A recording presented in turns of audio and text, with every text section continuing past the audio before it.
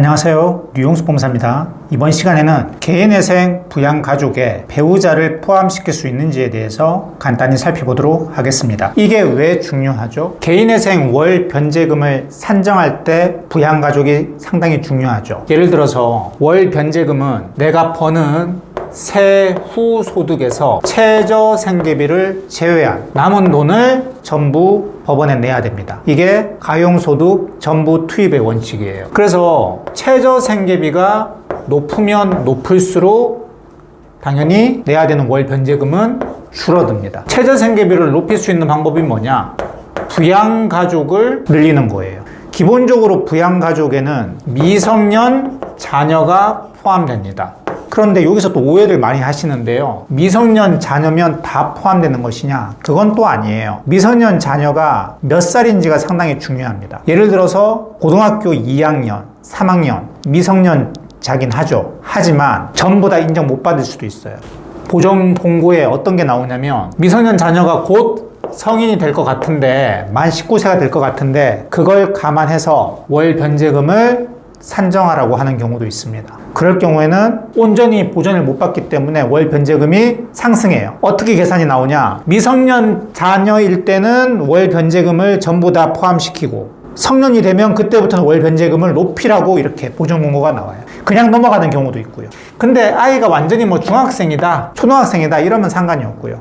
그리고 또 이런 부분 오해를 많이 하세요. 온전히 다 내가 책임지는 걸로. 아니에요. 배우자가 있잖아요. 공동부양입니다. 그래서 아이가 한 명이다 그러면 이 한 명을 부양가족에 다 집어넣어서 진행할 수 없어요. 0.5명 집어넣어야 됩니다. 내 배우자는 일을 안 하는데 그래도 상관없어요. 배우자가 일을 할 수 있는 능력은 있잖아요. 그러면 0.5명이에요. 배우자가 일을 안 하면 내가 온전히 다 책임지는 걸로 알고 계시는 분들도 많으세요. 안 그렇습니다.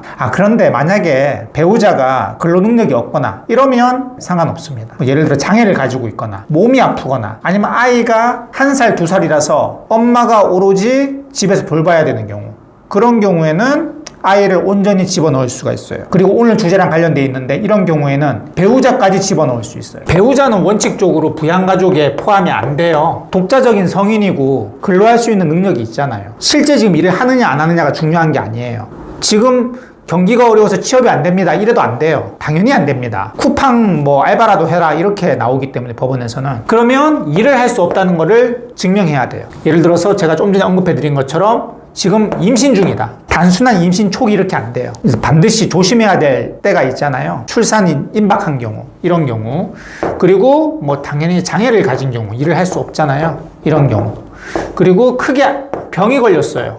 중증 질환에 걸리셔가지고 혹은 허리 디스크 때문에 움직이지를 못한다든지 일을 할 수 없거나 아니면 어린 아기 1살, 2살, 3살 어린이집에도 못 보내잖아요. 그럼 법원에서 아니 친정에 맡겨라, 시댁에 맡겨라 이러진 않아요. 엄마가 오로지 부양해야 되잖아요. 그럴 경우는 일을 하고 싶어도 일을 못하는 거예요. 이럴 경우에는 배우자를 내 부양가족에 집어넣을 수 있습니다. 그러니까 1인 혼자 기준으로 최저생계비가 약 153만 원이거든요.